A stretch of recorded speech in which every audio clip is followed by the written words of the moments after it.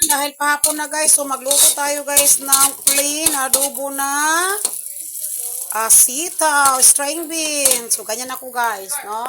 Tapos, luto na yung ating onion. So ganyan ako guys. Ilagay na natin ang ating string beans at ating halo-haluin. Yan. Halo-haluin po natin ng mabuti. Hindi ko guys nilagyan ng pork dahil ayaw ko. By the way pala guys, ito is dapat kahapon yan eh. Napaluto ko kay Carl kasi home study lang sila. Sabi ng Carl teacher. Kaso, ito naman si Carl ay ayaw naman niya. So, ayun ko niluluto ito. So, niluluto ko to guys ang pagkain namin for dinner.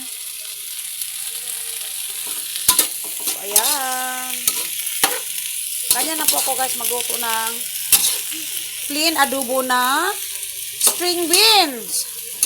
String beans na talaga yan guys. O, nilagyan ko lang yan guys ng bawang paminta powder at this one, sibuyas. Diba? Ang ganda na kasi sibuyas guys. No? Yan. So, ayan na guys. Adobo na string beans. Oh. Tapos maglagay lang ako dyan guys ng konting pampalasa.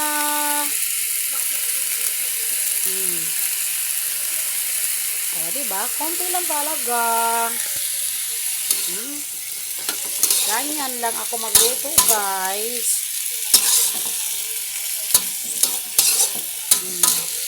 Then mag-add tayo ng pampakulay. Oh,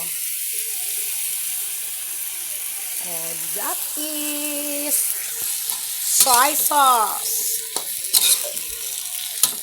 So, Christine, pahingi nga ng konting doon. Halika dito. Pahingi ng konting pangsabaw dito para maluto to. So, lalagyan natin guys, diba? Lalagyan na natin siya, nagisa natin sa bawang sibuyas at bawang sibuyas at tawag nito, paminta powder. So, nagisa na natin, lagyan natin ng soy sauce at pampalasa. So, ngayon lagyan natin ng konting sabaw.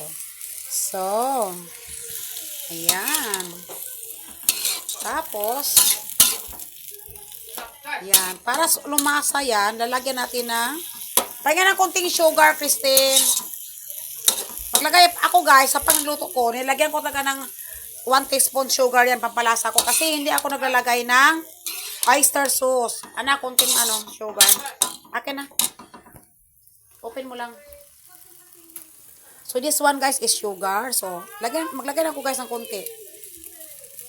Oh, diba? Pampalasa lang yan guys. No? Adobong string beans, adobo. No? Ayan. Ganyan lang ako magluto guys ng string beans. So, plain lang yan guys. Plain lang. So, tikman ko nga. Okay na siya guys. Hindi siya maalat. Ayan. Kaya nakita niyo yung tsura guys. So, ayan lang guys.